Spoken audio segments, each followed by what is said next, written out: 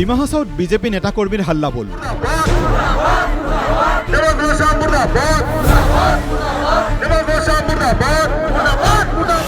CM Devlal Gharlosa বিৰুদ্ধে ৰাজপথত নামিছে বিজেপি কৰ্মী।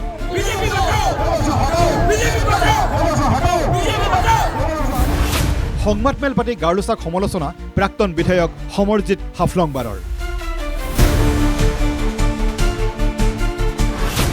দেৱলাল গাৰ্লোছাক অপসাৰণ নকৰালৈকে ক্ষান্ত নহয় বিজেপি কৰ্মী। শেহতীয়াকৈ দলীয় অন্তকণ্ডলত জৰ্জৰিত হৈছে ডিমা হাছাও জিলাৰ বিজেপি। উত্তৰ কাছাৰ স্বায়ত্তশাসিত পৰিষদৰ মুখ্য কাৰ্যবাহী সদস্য তথা বিজেপি নেতা দেৱলাল গাৰ্লোছাৰ বিৰুদ্ধে এতিয়া ৰাজপথলৈ ওলাই আহি প্ৰতিবাদ সাব্যস্ত কৰিছে দলৰে একাংশ নেতাকৰ্মীয়ে। পাহাৰীয়া জিলাখনৰ বিজেপি নেতাকৰ্মীৰ অভিযোগ, ডিমা হাছাওত একনায়কত্ববাদী শাসন চলাইছে CM দেৱলাল গাৰ্লোছাই। দেৱলাল গাৰ্লোছাৰ নেতৃত্বত পৰিষদত সংঘটিত হৈছে ব্যাপক দুৰ্নীতি। CM দেৱলাল গাৰ্লোছাৰ বিৰুদ্ধে এই অভিযোগ সন্দৰ্ভত বিগত বৰ্ষৰ নৱেম্বৰ মাহতে মুখ্যমন্ত্ৰী হিমন্ত বিশ্ব শৰ্মা আৰু ৰাজ্যিক বিজেপিৰ সভাপতি ভৱেশ কলিতাক লিখিতভাৱে অভিযোগ দিছিল পৰিষদৰ একাংশ জ্যেষ্ঠ কাৰ্যবাহী সদস্যই। কিন্তু ইয়াৰ পিছতো আজিলৈকে দলৰ ৰাজ্যিক নেতৃত্বই কোনো ব্যৱস্থা গ্ৰহণ কৰা নাই CM দেৱলাল গাৰ্লোছাৰ বিৰুদ্ধে। বিপৰীতে দুৰ্নীতি আৰু অনিয়মৰ অভিযোগ তোলা দুজনকৈ কাৰ্যবাহী সদস্যৰ বিৰুদ্ধেহে ব্যৱস্থা গ্ৰহণ কৰিছে CM দেৱলাল গাৰ্লোছাই। ইতিমধ্যে নিৰঞ্জন হোজাই, অমেন্দু হোজাইক EM পদৰ পৰা অপসাৰিত কৰিছে CMে। ইয়াৰ পিছতে ডিমা হাছাও জিলাত বিজেপি নেতা কৰ্মীসকলৰ মাজত বৃদ্ধি পাইছে CM দেৱলাল গাৰ্লোছাৰ বিৰুদ্ধে তীব্ৰ অসন্তুষ্টি। আনকি ৰাজপথলৈ ওলাই আহি দেৱলাল গাৰ্লোছাৰ বিৰুদ্ধে প্ৰতিবাদ সাব্যস্ত কৰিছে বিজেপি কৰ্মীয়ে। নৱবৰ্ষৰ প্ৰথমটো দিনৰে পৰাই পাহাৰীয়া জিলাখনত CM দেৱলাল গাৰ্লোছাৰ বিৰুদ্ধে প্ৰতিবাদ অব্যাহত ৰাখিছে দলৰে নেতাকৰ্মীসকলে।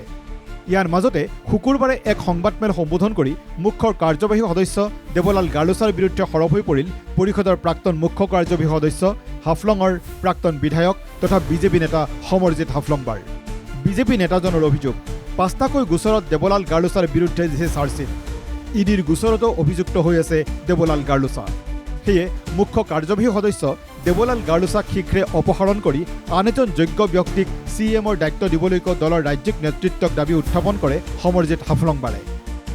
বিগত 1-2 বছৰ ধৰি ডিমা হাছাওত অট'নমাছ কাউন্সিলত যি ৰাজত্ব চলি আছে, আমি সদায় কৈ আহিছোঁ যে এজন যোগ্য ব্যক্তিক মুখ্য কাৰ্যবাহী সদস্যক পদোন্নীত কৰিব লাগে। যি দেখিছোঁ আমি তেখেতৰ যিটো গুণ্ডাৰাজ, তেখেতৰ যিটো একতাবাদী যিটো তাৰ ৰোল, আমি অনুভৱ কৰিছোঁ যে পৃথিৱীত যিবিলাক ডিক্টেটৰিয়েল ৰুল আছিলে, যেনেকুৱা মুয়াম্মাৰ গাদ্দাফি, সাদ্দাম হুছেইন, ঠিক তেনেকুৱা ধৰণৰে আমি ডিমা হাছাওত আমি অনুভৱ কৰিবলৈ পাইছোঁ। CM দেৱলাল গাৰ্লোছাৰ অপসাৰণৰ দাবীত 7 জানুৱাৰীত হাফলঙত পুনৰ প্ৰতিবাদ সাব্যস্ত কৰিব বিজেপি কৰ্মীসকলে। সংবাদমেলত এই কথা জানিবলৈ দিলে প্ৰাক্তন বিধায়ক তথা বিজেপি নেতা সমৰজিৎ হাফলংবাৰে। নতুন বৰ্ষত 1 তাৰিখৰ পৰা মানেৰদিছাত 2 তাৰিখৰ হাৰাংগাজাও গোটেই ৰাইজ বিশেষকৈ বিজেপি দলৰ সেই সদস্যবিলাক ওলাই আহিছে প্ৰতিবাদ কৰিবলৈ, যাতে দেৱলাল গাৰ্লোছাৰ নিচিনা ব্যক্তি আমাৰ আটাইতকৈ পুৰণি কাউন্সিল নৰ্থ কাছাৰ অট'নমাছ কাউন্সিলৰ চিফ এক্সিকিউটিভৰ যিটো চকী, এই চকীখনৰ পৰা অপসাৰণ কৰিব পাৰে। গতিকে আমি আমাৰ অহা 7 তাৰিখত, জানুৱাৰী 7 তাৰিখত হাৰাংগাজাও বিজেপি মণ্ডল তৰফৰ পৰা হাৰাংগাজাও বিজেপিৰ মণ্ডলৰ উদ্যোগত হাফলঙত এটা পিচ ৰেলীৰ আয়োজন কৰিছে। ডিমা হাছাও জিলাৰ বিজেপি নেতা কৰ্মীসকলৰ স্পষ্ট দাবী, দেৱলাল গাৰ্লোছাক অপসাৰণ নকৰালৈকে ক্ষান্ত নহয় বিজেপি কৰ্মী। আমাৰ ষ্টেপটো, আমি আন্দোলনটো যেতিয়ালৈকে দেৱলাল গাৰ্লোছাক অপসাৰণ নকৰে, তাৰ মুখ্য কাৰ্যবাহী সদস্যৰ পৰা অপসাৰিত নকৰে, তেতিয়ালৈকে আমাৰ আন্দোলন চলি থাকিব। আৰু আন্দোলন ইমানলৈকে চলি থাকিব যাতে এই অহা যিটো বিধানসভা নিৰ্বাচন হ'ব, এই বিধানসভা নিৰ্বাচনলৈকে আমাৰটো এফেক্ট হ'ব। যদি বিজেপি পাৰ্টীয়ে ইয়াৰ পৰা বিধানসভা নিৰ্বাচনটো জিকিব বিচাৰে, তেনেহ'লে অতি সোনকালে দেৱলাল গাৰ্লোছাক এই পোষ্টৰ পৰা Dima Hasao autonomous council, north Cachar autonomous কাউন্সিলৰ যিটো মুখ্য কাৰ্যবাহী সদস্যৰ পদৰ পৰা অতি সোনকালে অপসাৰণ কৰিব লাগে, নহ'লে এই অহা বিধানসভা নিৰ্বাচনত সিহঁতৰ ফলটো পাব।